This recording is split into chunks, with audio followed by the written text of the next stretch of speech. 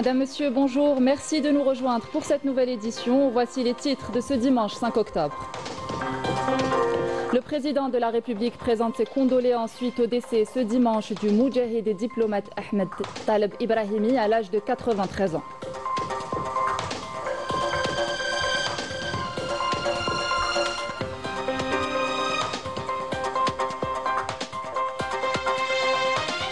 L'actualité de ce dimanche est marquée aussi par la rentrée professionnelle de plus de 385 000 nouveaux stagiaires et apprentis à travers le territoire national.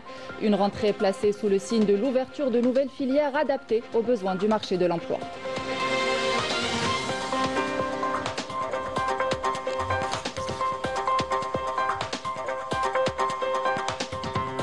Et pour encourager les jeunes à l'entrepreneuriat, un centre d'innovation situé à Buira accompagne les porteurs de projets dans la concrétisation de leurs idées. Véritable incubateur de talent, il offre un espace d'accompagnement, de formation et de créativité. Les détails dans cette édition.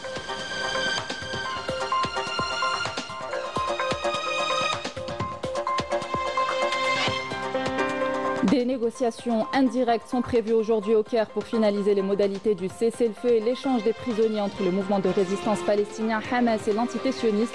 Pendant ce temps, plusieurs manifestations sont organisées dans plusieurs villes du monde pour mettre un terme au génocide en cours. Bienvenue à tous. Décès ce dimanche du moudjahid des diplomates Ahmed Taleb Ibrahimi à l'âge de 93 ans. Le président de la République présente ses condoléances à la famille du défunt dans un message dans lequel il revient sur le parcours de cette personnalité nationale de haut rang et de mérite reconnu. Le président de la République a rappelé que le défunt incarnait à la fois la sagesse de l'homme politique, la sérénité de l'intellectuel et le patriotisme du militant et du moudjahid. Dès sa jeunesse, il s'était engagé au sein de l'UGMA dans les années 50 et tout au long de son riche parcours marqué par de hautes fonctions et responsabilités. Il s'est distingué parmi les plus fidèles et valeureux serviteurs de l'État algérien en cette douloureuse épreuve. Le président de la République adresse ses sincères condoléances et sa compassion à la famille du défunt et à ses proches. Ahmed Taleb Ibrahimi laisse derrière lui un riche héritage politique et diplomatique. Né en 1932 à Sétif, fils du savant Mohamed Bachir el-Ibrahimi, il avait activement participé à la lutte pour l'indépendance de l'Algérie.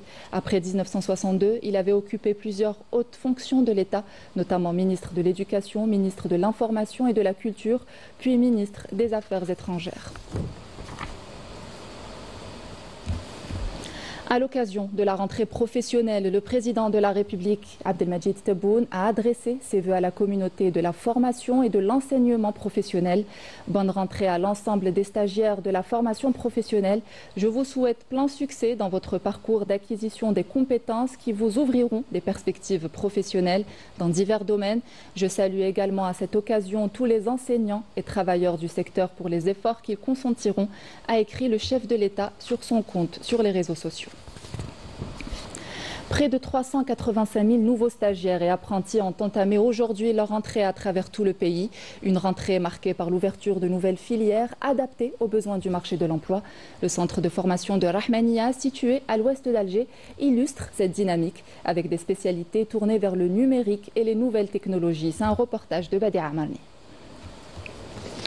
Afin de s'adapter à la demande des opérateurs économiques en quête de profils capables de contribuer au développement et à l'essor de l'entreprise, le monde économique, par le biais du secteur de la formation professionnelle, évolue grâce à de nouvelles spécialités de plus en plus recherchées. Le centre de la formation professionnelle de Rahmania à l'ouest d'Alger offre justement de nouvelles spécialités pour la rentrée 2025-2026, notamment dans le domaine très recherché de la fibre optique.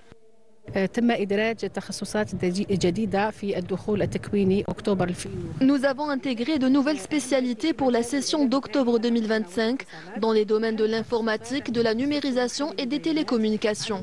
Il s'agit de la spécialité Data Scientist, graphiste 3D, métaverse, maintenance IT informatique et montage de la fibre optique. Un colloque national a été organisé en juin 2025 pour actualiser la nomenclature des spécialités de la formation professionnelle. 40 nouvelles spécialités ont été annoncées dans les 4 que nous lançons au niveau de notre institut.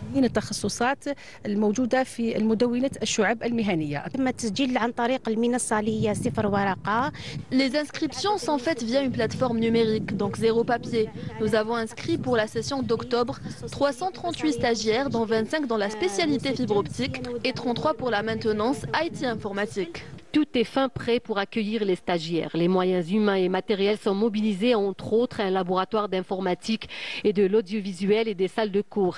Ici, les stagiaires seront pris en charge par un encadrement spécialisé. Des cours théoriques mais aussi pratiques leur seront dispensés, y compris au niveau des entreprises nationales. Mon fils n'a pas eu son bac, donc on a voulu même lui faire une formation. Donc on est venu au centre de Rahmania, où ils nous ont donné toutes les spécialités qui existent. On a choisi la spécialité la fibre optique qui est très demandée actuellement. Bon, la formation, il dit 3 jours théorie dans le centre et 2 jours dans une entreprise. La formation professionnelle n'est plus ce secteur qui a accueilli des élèves issus de la déperdition scolaire ou ceux ayant échoué au bac. C'est un secteur à part entière qui offre des spécialités de haut niveau dans des domaines clés de l'économie nationale, notamment l'agriculture, l'industrie, les énergies renouvelables et les nouvelles technologies. Il forme une ressource humaine capable d'intégrer le monde économique et d'être opérationnel. Et pour encourager les jeunes à l'entrepreneuriat et à l'innovation, le Centre d'innovation de Bouira accompagne les porteurs de projets dans la concrétisation de leurs idées. Une initiative qui favorise la créativité et soutient le développement de l'économie numérique. Milad Hennin. TechMe est la nouvelle plateforme d'apprentissage digital mise en place par ces 3 étudiants, conçue pour toutes les tranches d'âge et toutes les spécialités. Elle devra permettre l'échange d'informations et de cours entre utilisateurs, qu'ils soient apprenants ou enseignants. Cette application innovante constitue un intermédiaire entre les enseignants et les élèves. L'élève peut rechercher n'importe quelle information et communiquer avec l'enseignant qui lui fournira les informations dont il a besoin. À l'instar de TechMe, de nombreuses startups ont été accompagnées par le Centre d'innovation de Bouira, à l'image de ces start-upers qui ont mis au point une plateforme qui permet aux étudiants d'accéder aux cours selon une nouvelle approche pédagogique. Nous proposons des sessions de formation en matière d'élaboration de thèse. Et comme l'aspect technique est souvent mis en avant, nous insistons sur l'aspect développement des idées.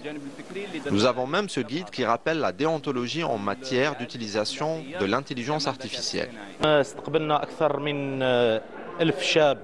Nous avons accueilli plus de 1000 jeunes intéressés par le e-commerce et les startups, qui ont pris part à des conférences animées par des experts dans ces domaines. Le développement des compétences des jeunes dans le domaine du e-commerce et des startups ainsi que l'accompagnement de leurs projets s'impose aujourd'hui comme une priorité face aux transformations technologiques, devenues incontournables pour l'édification d'une économie numérique développée et compétitive. Une innovation qui s'exporte aussi à l'étranger. À Boston, notamment, une délégation de jeunes start-up algériennes a été reçue dans l'une des universités américaines de renommée mondiale, spécialisée dans la science, la technologie et l'innovation. Cette visite leur a permis de découvrir de nouvelles approches, d'apprendre et de tisser des liens avec les leaders mondiaux de la tech, renforçant ainsi la présence des start-up algériennes à l'international et leur détermination à développer l'économie du pays. Amira Sefta. C'est au cœur de Boston, au prestigieux Massachusetts Institute of Technology, que la délégation algérienne des startups a posé ses valises. Dans ce temple mondial de la technologie, les jeunes entrepreneurs découvrent un univers où l'innovation n'a pas de limite.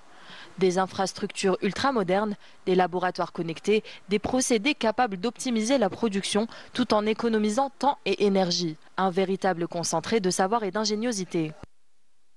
Nous avons découvert le MIT, et plus précisément un laboratoire unique qui produit lui-même toute l'énergie, l'électricité, le gaz et l'eau nécessaires à l'ensemble du campus.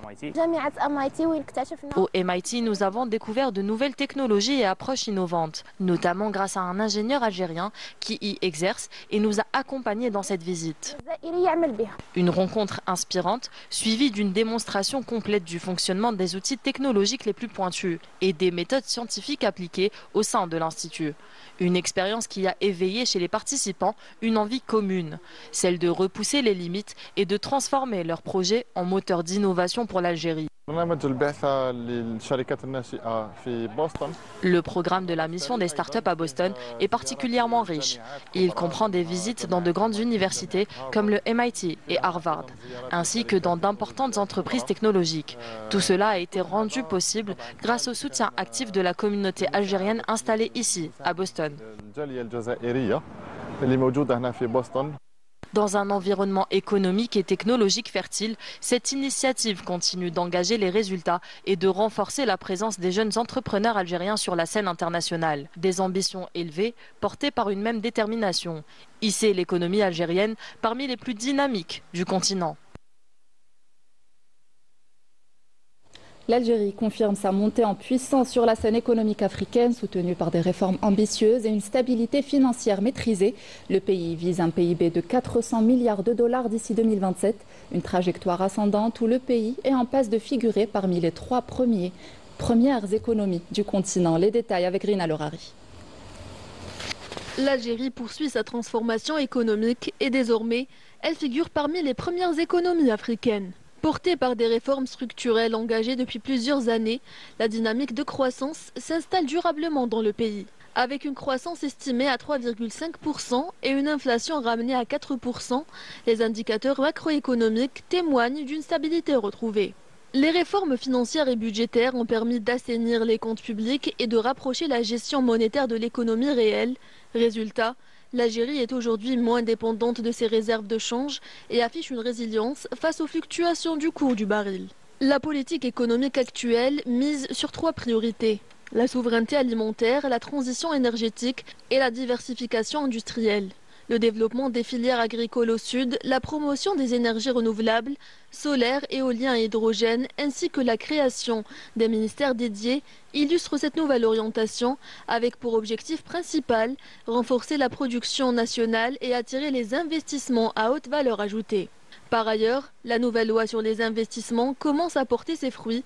Plus de 16 000 nouveaux projets ont été enregistrés à travers le pays. La mise en place d'un guichet unique pour les investisseurs a permis en outre de simplifier les procédures et de réduire les délais administratifs, en plus d'une multiplication des incitations fiscales et de faciliter d'accès aux fonciers industriels pour encourager la création d'entreprises productives. L'Algérie attire désormais des capitaux étrangers venus de Turquie, d'Italie, de Chine ou encore des États-Unis.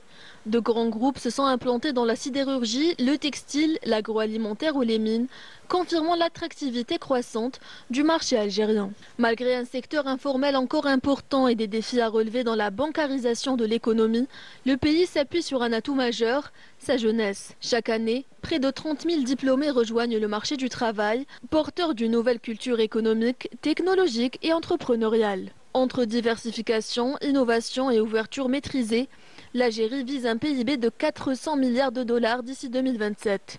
Une ambition assumée de devenir la 3e puissance économique du continent africain, symbole d'une économie en mutation et d'un potentiel en pleine expansion. Agriculture à présent avec ce nouveau centre de stockage de céréales situé dans la wilaya de Djelfa. Destiné à soutenir les agriculteurs, ce centre dispose d'une capacité de 50 000 quintaux et s'inscrit dans la campagne nationale lancée pour renforcer les capacités du stockage du pays. Maïchebout. Dans le cadre de la stratégie nationale visant à consolider la sécurité alimentaire et à renforcer la souveraineté nationale, un nouveau centre de stockage des céréales a été mis en service dans la daïra de Had Sahari, wilaya de Djelfa, d'une capacité de stockage dépassant les 50 000 quintaux. Cette infrastructure constitue un atout majeur pour la région et un soutien essentiel pour les agriculteurs et les éleveurs locaux. Cette région est avant tout une zone agricole par excellence. Sa production d'orge et de blé est très importante. Les agriculteurs avaient du mal à transporter leurs récoltes, mais aujourd'hui, le problème est réglé. Grâce à cette nouvelle structure de proximité, les agriculteurs pourront stocker leurs récoltes localement.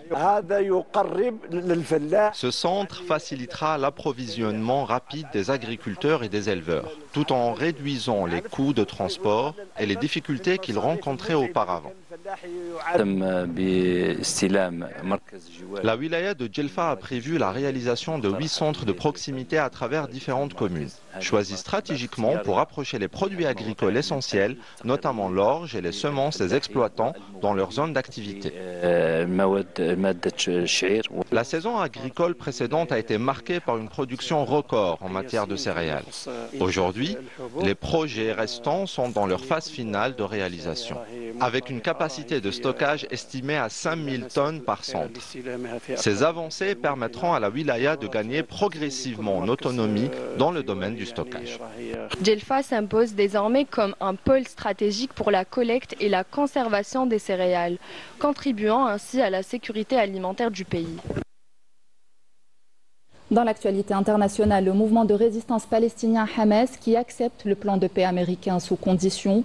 Hamas a affirmé sa volonté de libérer les 48 prisonniers sionistes, mais il a exigé des engagements plus fermes sur le retrait militaire de l'occupant sioniste des territoires occupés.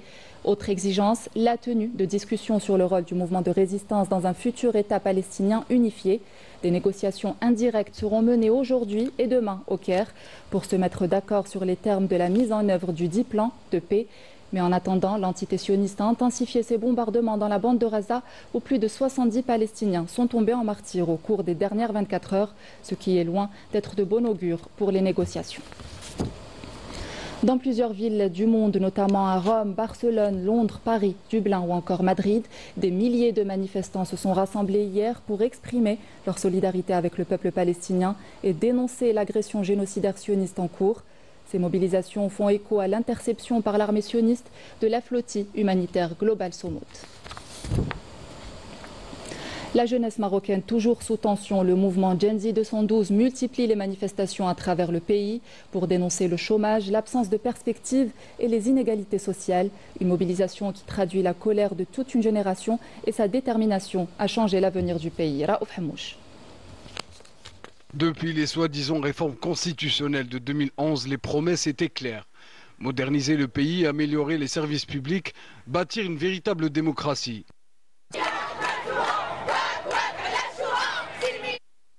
14 ans plus tard, une jeunesse connectée descend de nouveau dans la rue. Elle réclame un reset gouvernemental et une reddition de comptes, non seulement pour les institutions, mais surtout pour le palais royal. Dans cette lettre adressée à Sa Majesté le roi Mohamed VI. Première revendication dans cette lettre, on demande un reset gouvernemental.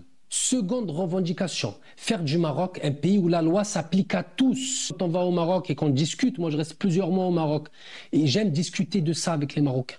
La première chose qu'ils me disent, le droit à la santé, à l'éducation et à une vie digne n'est pas un slogan vide, mais une exigence sérieuse, fermez les guillemets.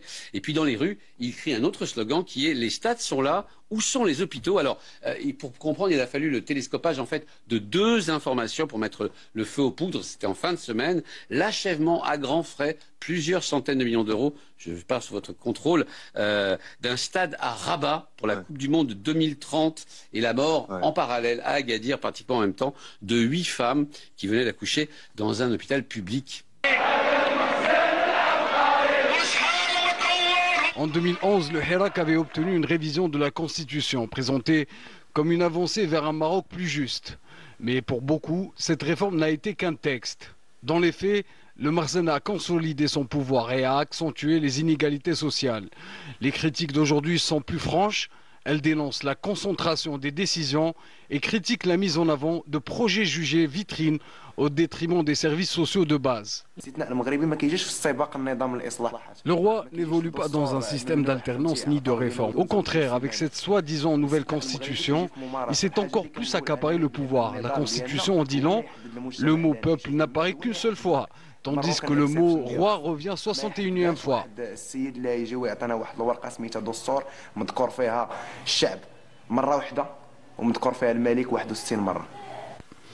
Les manifestants ne s'en prennent plus seulement au gouvernement ou au Parlement.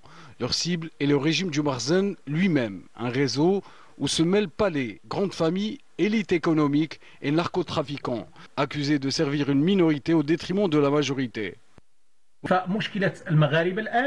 Aujourd'hui, le problème dépasse la politique institutionnelle. Ce n'est pas une question de gouvernement ni de parlement, mais un système verrouillé par le roi. Le peuple est tenu à l'écart, les richesses du pays ne profitent qu'au roi, tandis que la majorité vit dans la précarité.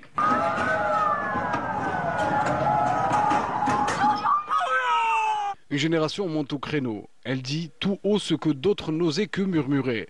Un Maroc en colère, un Maroc qui refuse le silence, un Maroc qui interpelle directement le cœur du pouvoir.